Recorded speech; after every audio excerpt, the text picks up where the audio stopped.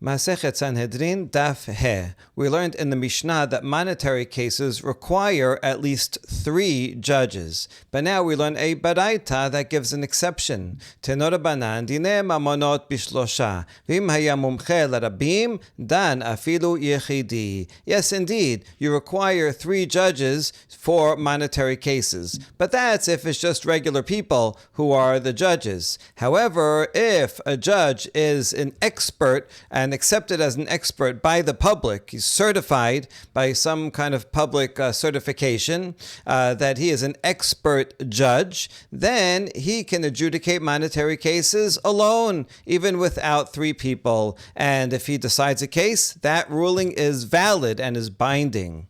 Amar Rav Nachman, Kegon ana dan dine mamonot bichidi. Rav Nachman, the 3rd generation Amora, said about himself, like, for example, me. I am an expert and I'm certified, and therefore I can judge monetary cases alone. Rav Nachman was known for his expertise in monetary law. V'chen amar Rabbi Chia kegon ana dan dine mamonot bichidi. Rabbi Chia also said about himself, I am an expert and therefore I can judge monetary cases alone. Iba elehu kegon ana de gamirna usavirna unkitna reshuta avala nakit reshuta dine ladina o dilma afal gav de la nakit reshuta dine dina. Now we have a question about Rav Nachman and Rabbi Chia who said, for example, me. What do they mean, for example, me? What is significant about these 2 sages that they were able to judge alone? Is it that, here's option 1, that they have learned, and like the gamirna is that they know all of the learning, they learn it by heart, they got all the basic information. Savirna is that they can extrapolate from one issue to another, because usually a case that comes before you is not going to be exactly the one that was taught already in the Mishnah. It'll be similar to this case, but somewhat similar to another case. And so you'll have to extrapolate from all the Mishnayot, all the oral teachings, for what to apply in a certain case. So they have to have knowledge and also the ability to extrapolate from one case to another, and also that they have to get permission from the Nasi. In Eretz Yisrael, it would be the Nasi. He was in charge. And in Bavel, it was the Resh Galuta. So does he have to also get official permission? But if he does not get official certification from the Nasi or the Resh Galuta, then his ruling is not valid. That's option A. Or option B, even if he does not receive permission to judge alone from the Nasi or the Resh Galuta, still it's valid. In other words, Rav Nachman and Rabbi Chia, we know certainly that they had the knowledge, they were Gamir and Savir, right? Now, so as someone else, if they're just Gamir and Savir, is that sufficient? Because they have all the expertise, they have all the knowledge. So is that sufficient to judge alone? Or do you actually have to go through the process and get formal certification in order to judge alone? And the answer is Tashema demozutra bered Rav Nachman dan dina v'ta'a. We can derive an answer from a story about Mozutra, the son of Rav Nachman, who judged a case individually and he made an error. Now he did not have formal certification from the Nasi or from the Resh Galuta, but he was knowledgeable. He was an expert. So this is a good case to figure this out. If you require certification and he did not have it, then his judgment is invalid. It's invalid because he didn't have certification, and therefore the error that he made in the judgment actually doesn't matter, because it would be like just any person on the street saying you owe this person $100 and it was an error. Yeah, but in any case the judgment was not valid. So you just ignore the judgment. However, if you say that you don't require official certification, in that case his judgment will be valid, and because he judged says you have to pay this guy $100, that person will have to pay even though it's an error. Now you'll have to fix the error somehow, and that might mean that the judge himself will have to pay. because he was not certified, so he'll have to pay out of pocket. But the judgment does stand. So that's the question: is the judgment stand in this case? Rav Yosef Amar Lo Im Kibeluch Alaihu La Tishalem Ve'ila Zil Shelim. And they asked Rav Yosef, and Rav Yosef said, if the two litigants accepted you as a judge unconditionally, well then they said, we accept whatever you say, even if it's wrong, so then you don't have to pay.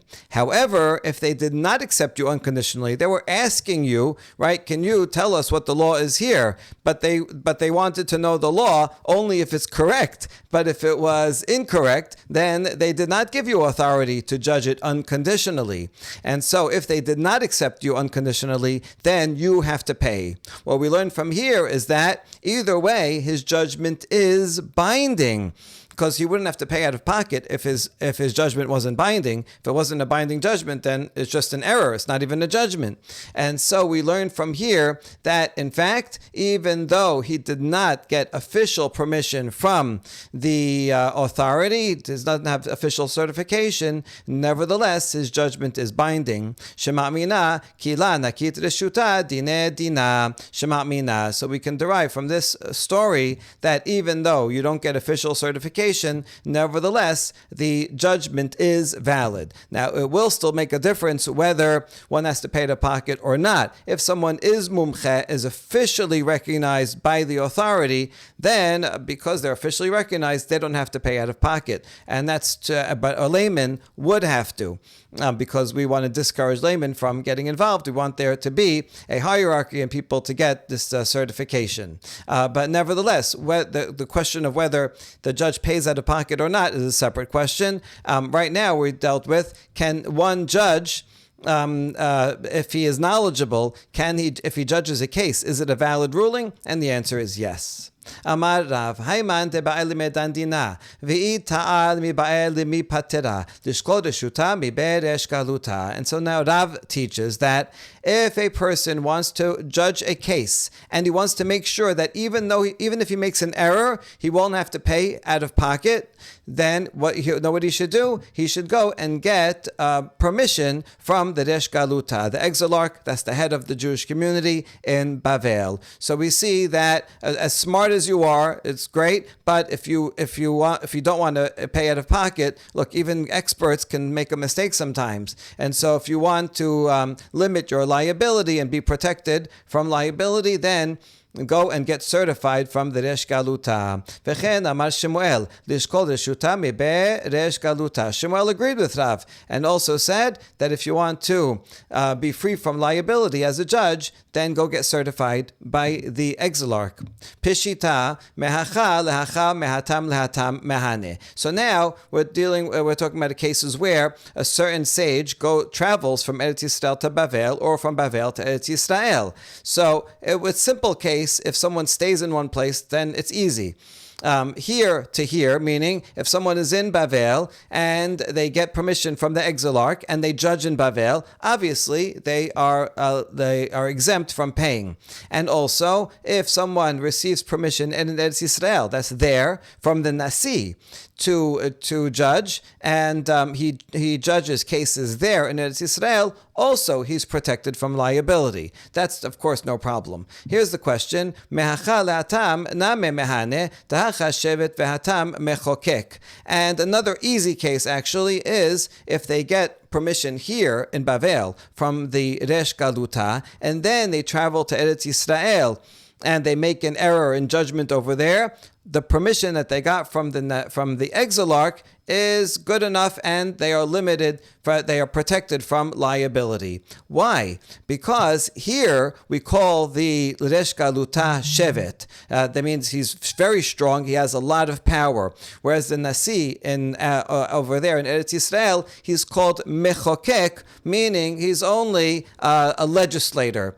He has limited power. As we learn in the Baraita, Kedetanya, Lo Yasur Shevet Mihuda Elu Rashi Galuyot Shebebavel Shelodin et Yisrael בשבט, ומחוקק מבין רגליו אלו בני בניו של הלל שמלמדין Torah ברבים. As the pasuk says, quoting the blessing of Yaakov to Yehuda, that Yehuda will always be the ruler, that the king, the kingship dynasty will come from Yehuda. The blessing has two parts, and it says that the scepter will not depart from Yehuda. Scepter, that's like being a king. And this refers to the exilarch in Bavel, that they are empowered to subjugate the people by force, even with a scepter.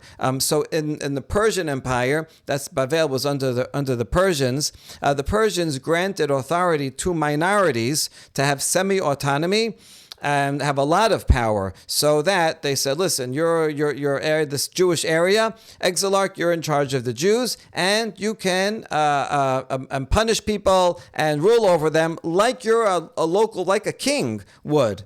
And therefore, since the exilarch has a lot of power, therefore, once he says to a judge, you are certified to judge, that applies everywhere, even in Israel.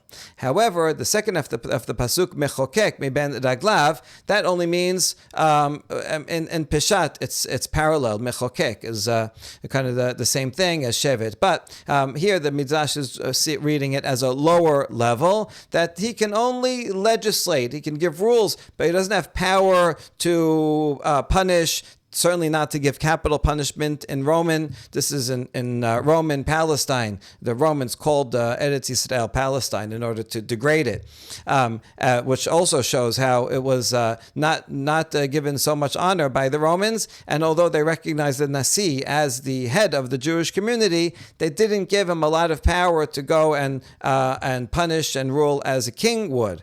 And therefore, the Nasi is less powerful in Eretz Yisrael than the exile is in Bavel. And so Mechokim ben Aglav, that refers to the descendants of Hillel, all the Nisi'im, that because they teach Torah in public. They can teach Torah, they can legislate, they can teach people what the laws are, but they don't have the power to enforce them and to punish. So from this we learn that if someone gets certified by the Resh Galuta in Bavel, he is authorized to judge also in Eretz Yisrael. Now, all those three cases were easy. The hard cases, what about the other way around? If someone is certified in Eretz Yisrael by the Nasi, and then he goes to Bavel and he adjudicates a case and makes a mistake, then would he have to pay? Or does the Nasi's authority extend over to Bavel? The answer is from a story, Tashema. The Rabba bar Hana dan dina veta'a. Ata lekamed Rabbi Chia. Amar le'i kibeluch alayhu la teshalem. Ve'ila zil shalim. Rabba bar Hana, he got permission there from the Nasi in Eretz Yisrael. And then he came to Bavel and he judged a case and he made a mistake.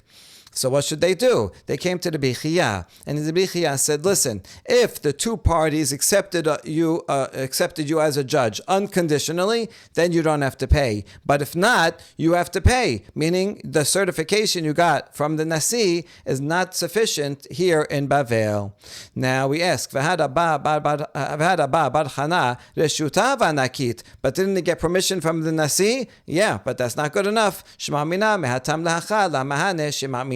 So we learn from this that permission from Eretz Yisrael does not apply to Bavel. Okay, we ask, Vela Mahani, is that true? That the Nasi who gives permission won't exempt someone from having to pay out of pocket in Bavel? V'hada bar Rav Huna, ki hava minse behade debe resh galuta amar, lav minaychu nekitna reshuta me'aba mari, v'aba mari merav, v'rav me'Rabbi Chia, v'Rabbi Chia me'Rabbi. We have a story about Rabba bar Rav Huna. He was involved in a dispute with the family members of the exilarch. Sometimes there were politics. Surprise! Then the Nasi didn't always get along with some of the sages in Bavel, and there's many stories about that. The Nasi, the Resh Galuta. The Resh Galuta, sometimes he was very learned, and so there was good relationship between them, but sometimes he was less learned, and sometimes he used his power in a way that caused tension with some of the sages. So anyway, Rabba bar Rav Huna was in a dispute with the Resh Galuta, and Rabba bar Rav Huna said, I do not get my authority from you. I get my authority from my father, who is my teacher, and he received his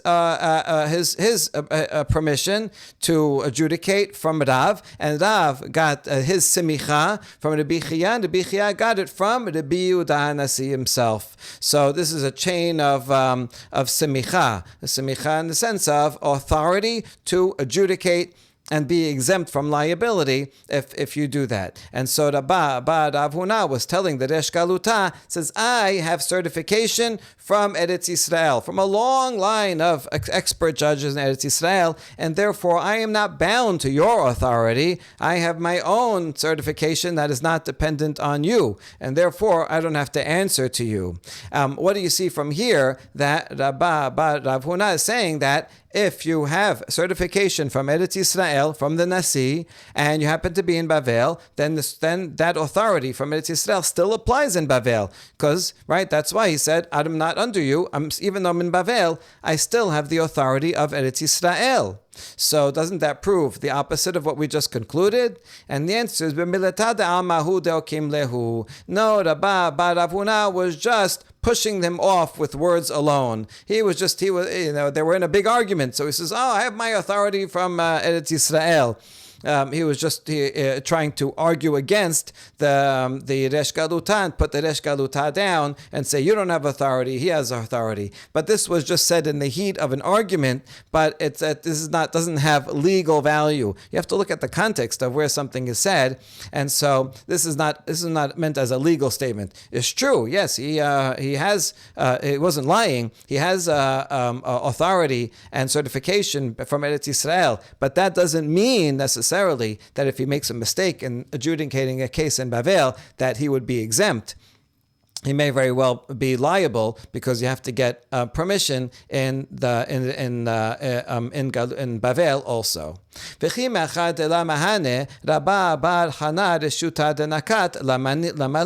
So now that we concluded that from Eretz Yisrael to Bavel it doesn't work, then back to Rabba Bar Hana. Why did he bother getting certification in Eretz Yisrael if it's not going to apply in Bavel anyway? And the answer is, it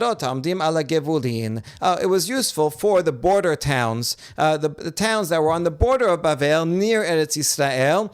So because they're on the border, they're not under the authority of Bavel, they're close to Eretz Yisrael, and so the certification you got from Eretz Yisrael will work for that, right? In fact, the Roman Empire, Eretz Yisrael was under the Romans, and Bavel was under the Persians. But there was always wars between them, and the border would move back and forth every few years as they each one pushed against the other. So these border towns can go either way. And therefore his certification from Eretz Yisrael applies to the border towns. My reshuta. Now we've been talking this whole time about getting permission, certification to adjudicate cases. What is this certification that we've been talking about? Kiava nachit Rabba bar Hana leBavel. Amar le Rabbi Chia le Rabbi ben Achi yored leBavel. Yore, yadin, yatir bechorot, yatir. So here's a good example from when Rabba bar Hana, who was studying in Eretz Yisrael, and then he was going down to Bavel to serve over there and teach there and be a judge there, and so Rabbi Chia told Rabbi Yehuda HaNasi. Rabbi Chia says, my brother's son, my nephew, Rabba Bar Hana was the nephew of Rabbi Chia. He says, my nephew is leaving to Bavel, and so we want permission from you for him to be able to adjudicate. So here's the question: Yoreh, can he teach laws of Isur and Heter to say this is kosher or not kosher? Does he have knowledge? Will you give him authority to teach various laws of what's permitted and not permitted? And that's level one. And so the Yehuda HaNasi says, Yoreh, yes, he has permission for that. Yadin, does he also have permission to adjudicate monetary laws, to be a judge? And then if he makes a mistake, he would be exempt. And he says, Yadin, yes, the Yehuda HaNasi says, he has certification for that second level as well. And then he asks, how about the third level?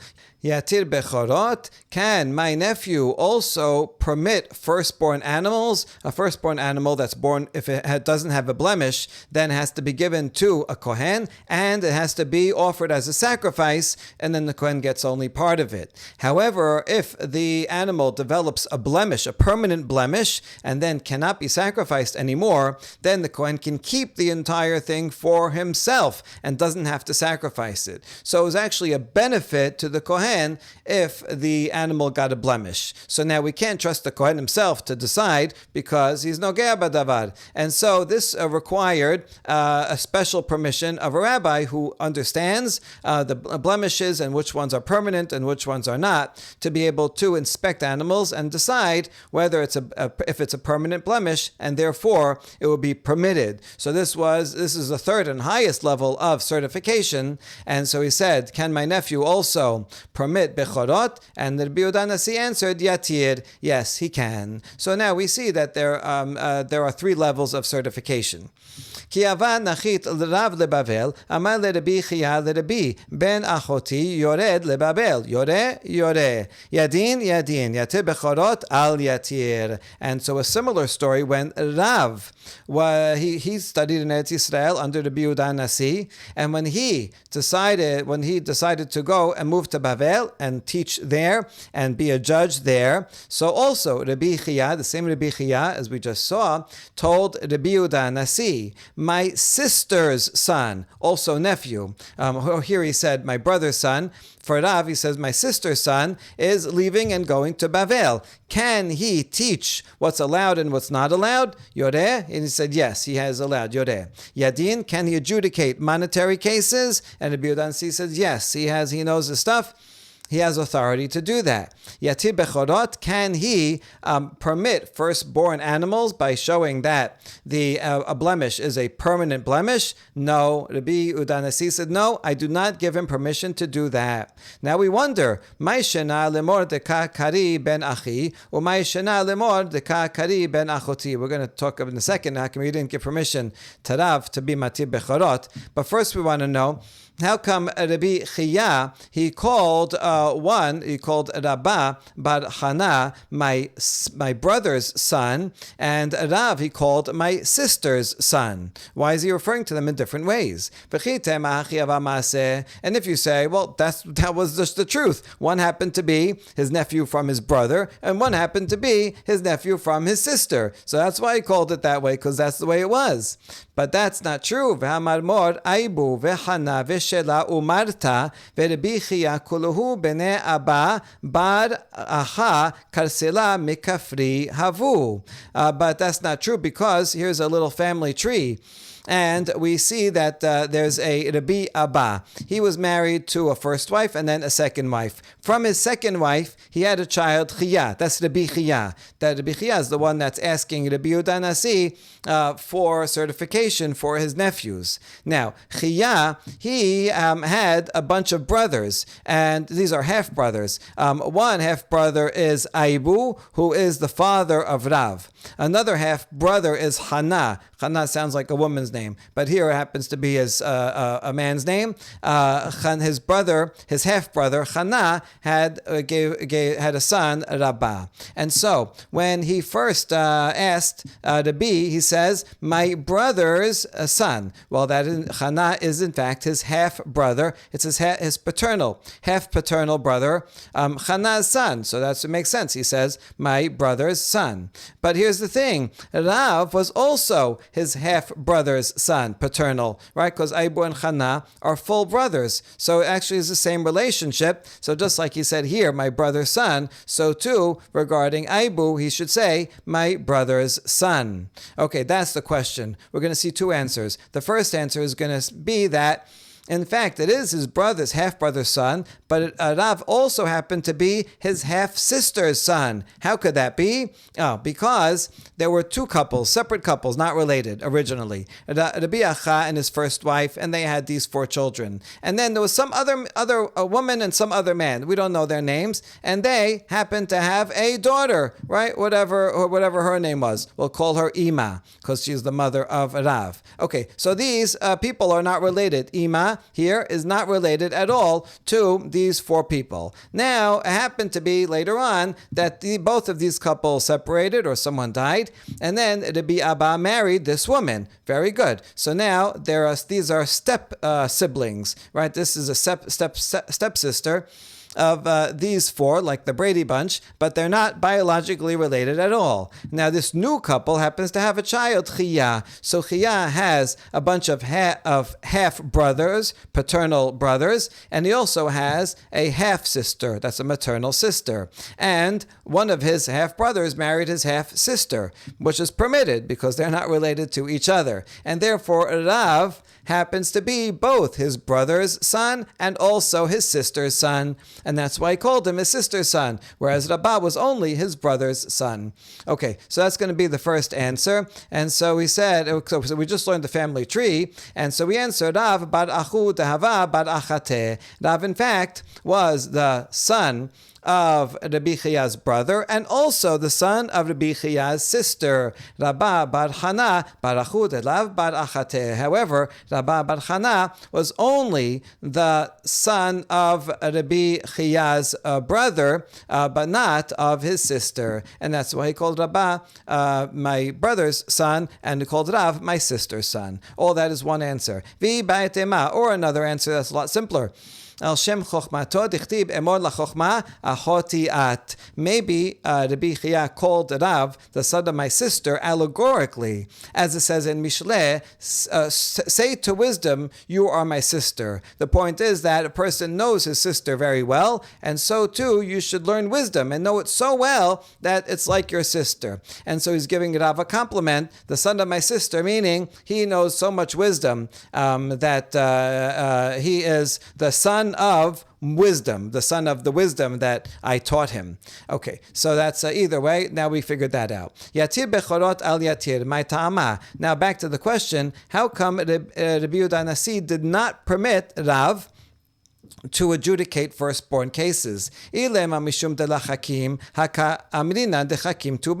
you're saying Rav was not smart enough, it's not true. Rav was very smart. Okay, it could be that he's very smart, but he's not expert in blemishes. You could have someone who's extremely smart. He aced all his tests in school, but it doesn't mean he knows everything about every subject matter. There is a specialty, and so someone has a specialty. They know it, and Rav just never learned these particular laws about blemishes. Not only knowing the laws, you have to know about animals and anatomy and what kind of blemishes are permanent and which can get better. But that's not true either. Rav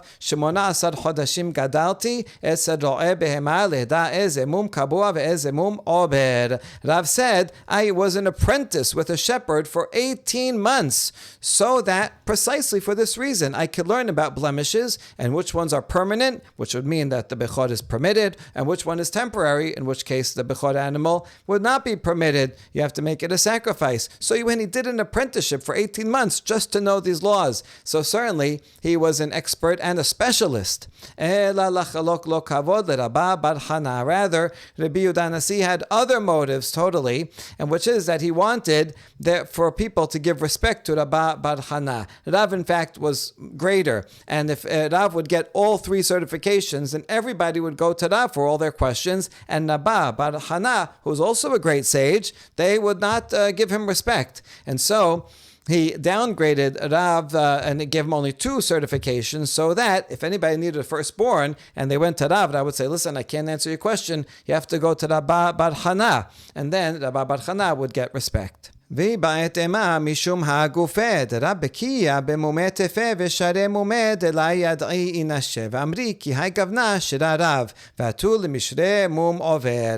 And the second answer has nothing to do with giving honor to Rabbah, but rather it's precisely because of the great expertise of Rav. He was too much of an expert. He had too much knowledge. Well, how could too much knowledge be a bad thing? It can be a bad thing because he would permit blemishes blemishes that other people wouldn't recognize. When he saw a blemish, because he was such an expert, this would be a blemish that other people would say, I think it's temporary, I think it's not permitted. But Rav, because he was so knowledgeable, he can see a blemish that other people would think is temporary, and he would say, no, I know, this is permanent. It actually takes a greater amount of knowledge to permit something than to say it's not allowed. Anybody can say not allowed and just be stringent, but someone really has to know their stuff to be able to find their leniency and say it's okay.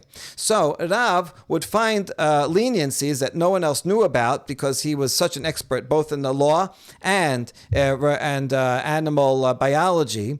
And so then the problem is that if he would say, oh, this is a permanent one, it's permitted, then people would say, oh, I remember 2 months ago, Rav, we showed him something just like this, and he said it was permitted. And then they'll assume on their own, they'll make an analogy, and they will also say it's permitted. However, could be it's not. See, Rav was such an expert, he could make a very fine distinction between one blemish and another, that one was temporary and one was permanent, but other people wouldn't notice the difference. And because he said that this one is permanent, other people would see one that's very, very similar and assume that it's also permanent and permitted, but in fact, it might be temporary. So you learn from here that too much knowledge actually could be a bad thing. And he was too much of an expert, and we're afraid that, of course, while everything that Rav said would be true, we're not worried about that. He was the greatest expert. We're worried about that people will learn from his leniencies. They will learn to apply it in the wrong way. And that's why Rabbi Yehuda Nasi did not give him the third level certification. Next, we ask another question about the permission that Rabbi Yehuda Nasi gave to Rabbah, Bar Chana, and Rav. He said, Yoreh. Rabbi Chia said, can they teach what's permitted and not permitted? And he said, yes, they can. We ask, Igamir reshuta lamali lemishkal. If they are learned, then why do you need permission from the Nasi? I understand regarding monetary cases, you have to get permission, because even if you're knowledgeable, if you want to be exempt from liability, then you need certification. Otherwise, you can make a mistake and then you'll be liable. However, if it's just a matter of is this kosher or not, is this permitted or not, well then, if you know your law, you're just applying the law. This is a kosher animal, this is a kosher marriage, and so on. So then you're just deciding what's permitted and what's not permitted, not adjudicating cases. So then, why do you need certification? It should just be based on knowledge. And the answer is, Mishum Ma'aseh Shehaya. It's as a result of the following story, the Tanya. Pam achat halach Rabbi lemakom echad, v'ra bnei adam shemegabelin risotehem betum'ah. One time, Rabbi Yehuda Nasi went to a certain place, and he saw that the people there were kneading dough while tameh. Even though technically you're allowed to eat tameh food. Nowadays, all of our food is tameh. But back then, there were many communities that had the practice to elevate their food, and even regular food, chulin, even though it's not terumah or not kodashim, they would eat it in a state of purity, similar to the way we still wash our hands today before eating bread. Anyway, he goes there and he sees that they're kneading dough in bowls that are tameh, using tameh utensils and so on. And he says, what's going on here? Most communities, they're doing everything betahara, and they make sure everything is pure. How come you're not careful and you are kneading in impurity? Well,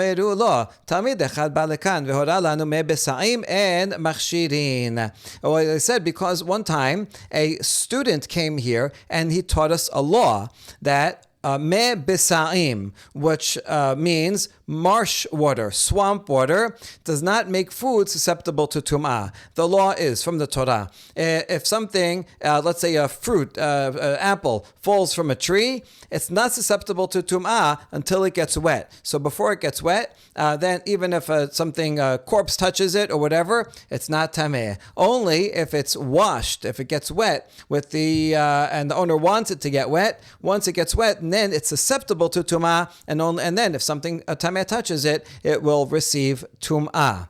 So this applies to 7 liquids. Water is one of them. However, but not everything is.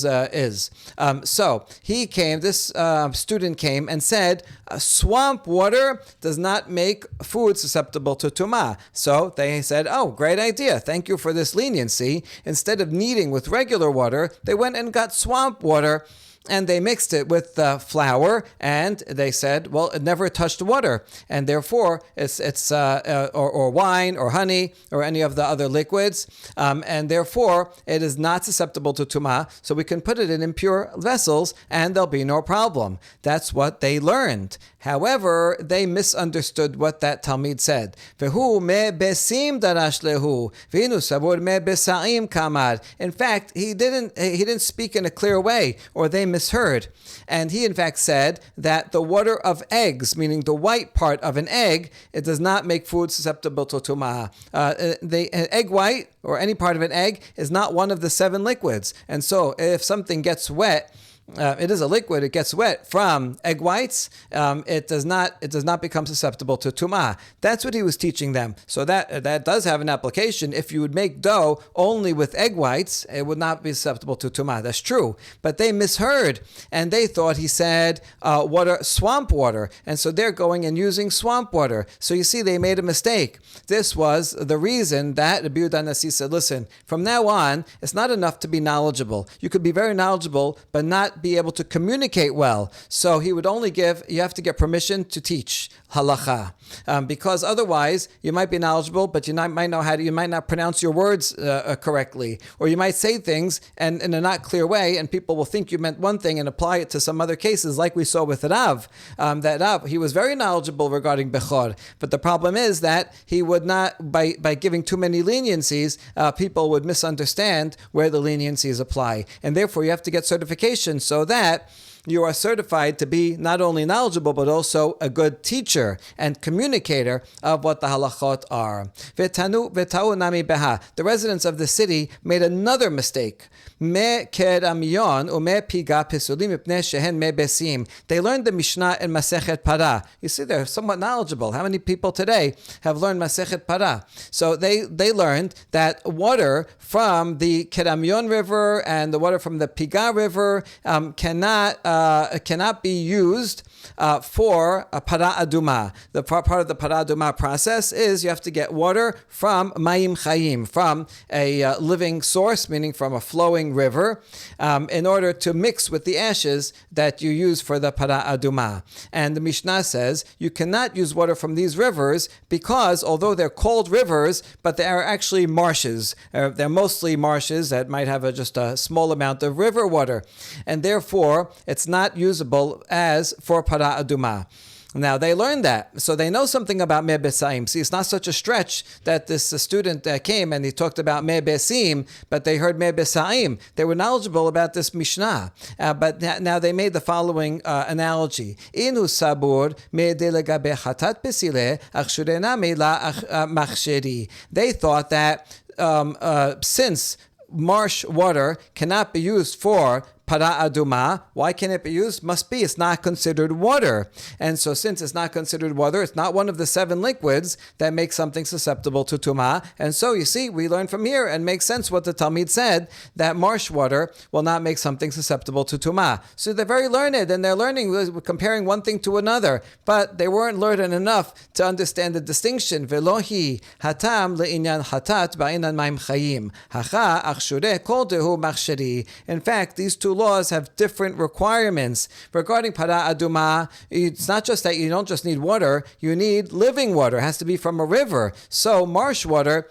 is certainly water when it comes to being susceptible to tumah. It's just that it's not living water. That's why it doesn't work for para aduma. However, regarding making something susceptible to tumah, all you need is any water. And so marsh water is certainly considered water. If it touches food, it will be susceptible to tumah. And so they made an error in this regard. So who's to blame for this error? This Talmid who came and taught them in a way that wasn't clear.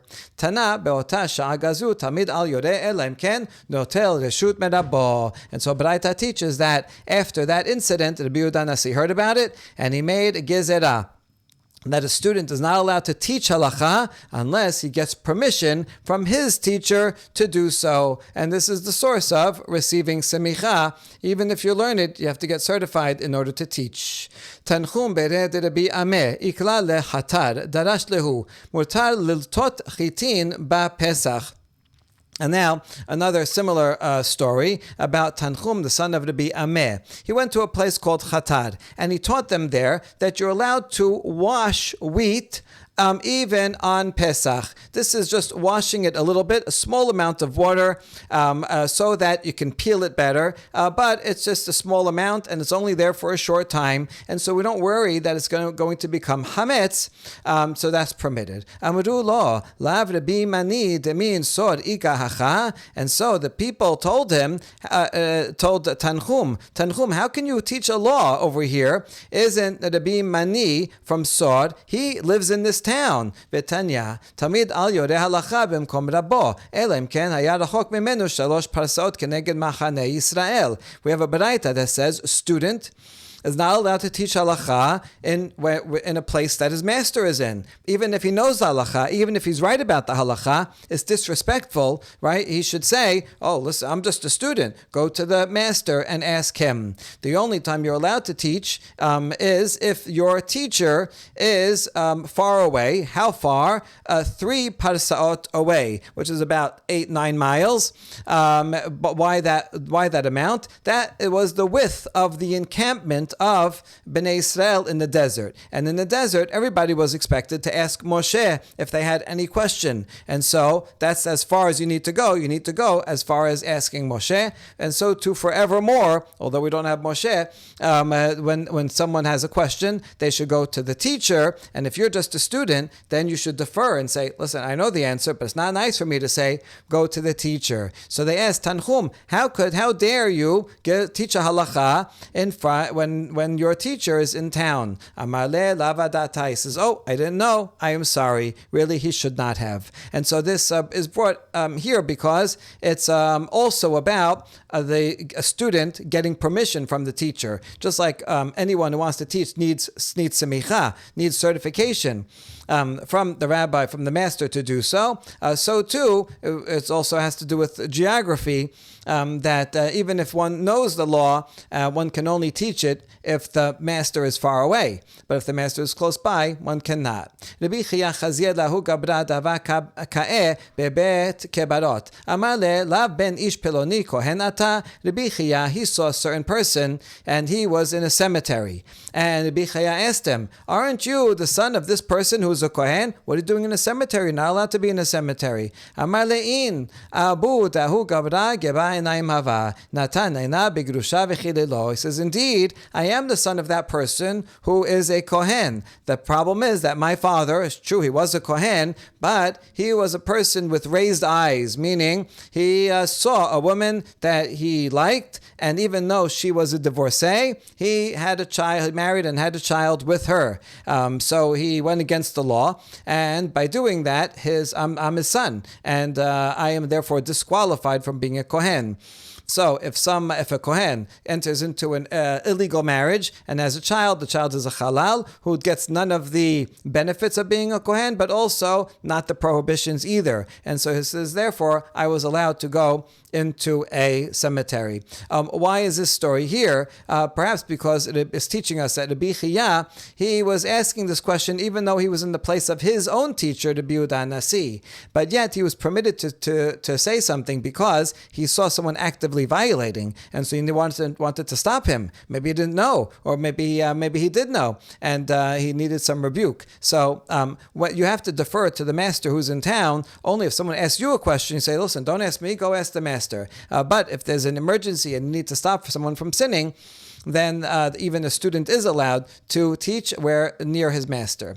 Pishita lepalga haka'amar de mahane al tenaima. Okay, now so far we saw that a master can give semicha for some things, but not for others. As we saw before, the Biur Nasi says, Tarav, you can be Yoreh and Yadin, but not Bechorot. So yes, you can get permission for some things and not others.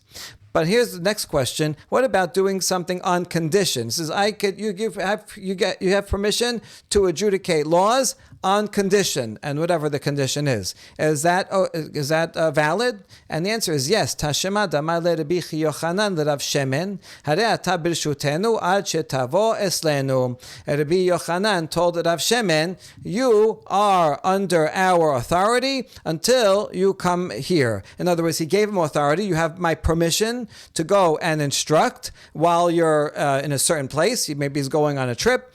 And so he says, yes, you have permission while you're there because, they need a judge there. So you have permission to adjudicate cases until you come back. When you come back, then you no longer have permission because there's other sages over here for whatever reason. So you see, this is on condition. You can have temporary permission to go adjudicate cases only for a certain time or only in a certain place, and that is certainly valid. Gufa Amar Shemuel Shanaim Shedanu Dinehem Din Ela Shenikra Bet Din Hasuf. So now we're going to go back to a statement that was cited on a previous daf and analyze it further. Shemuel said that if two people judge, not three, but only two, then although their verdict is valid, but we call them an impudent court. You should not do that. But b'diavad, if you have not three but only two, the verdict is binding. Yatev Rav Nachman v'kamar leha shema'ata. Rav Nachman was repeating what he heard from his teacher Shemuel.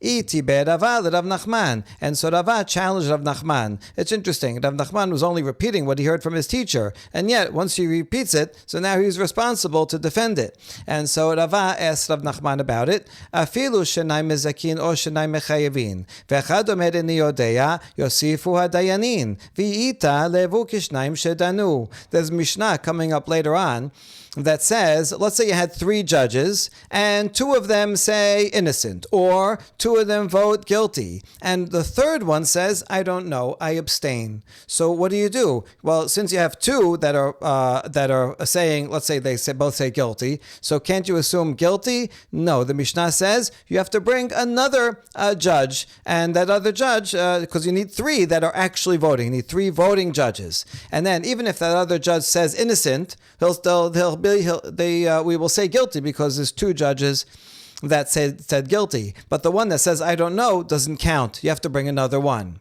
Now, if what Shemuel said is true, then why do you have to bring a fourth judge? You had three judges, two said guilty, one says I don't know. Do you have two? Fine, you have two, that's enough, right? As Shemuel said, you can adjudicate a case with two and it's valid. So just say two is enough and you don't have to bring another one. So this is a challenge against Shemuel because according to the Mishnah, you have to have three voting judges. And the answer is Shane atam de mikara data de tilatayatibi. Hacha lava data de tilatayatibi. There it's different because from the beginning they had in mind to sit with three judges. The litigants all accepted. Yes, we're going to be adjudicated by three judges. We want all three to make their cases, to deliberate, to decide, to give a verdict. And so therefore, if only two decide and one abstains, you don't have three. But they said, we want three. Whereas here, Shemuel's talking about a case where they started off with just two. And everybody accepted, we're going to adjudicate this in front of two. And so that makes all the difference. If you start with three, then you need three to make a decision. But if you start with two, then you only need two. Itibe, another challenge against Rav Nachman from a Baraita. Rabban Shimon ben Gamliel Omer, Hadin bishlosha ufishara bishnayim. Rashbag, against Chachamim, says that when you're making an adjudication, you need three judges. But for compromise, you only need two. There's a difference between adjudication. Adjudication means we're going to judge 100% this way, 100% that way. Who's guilty, who's innocent? Either you owe the money or you don't owe the money. Either you're liable to damages or you're not liable to damages. So So din judges all or nothing. Peshara says, listen, we're not sure, it's complicated, let's make a compromise. Why don't you just pay him half or so on, or accept half of the loss? So for compromise, you only need two. It makes sense that since it's compromise, you're getting everybody to agree, so you don't even need necessarily an odd number. And furthermore, Rashbag says, compromise is more powerful than judgment.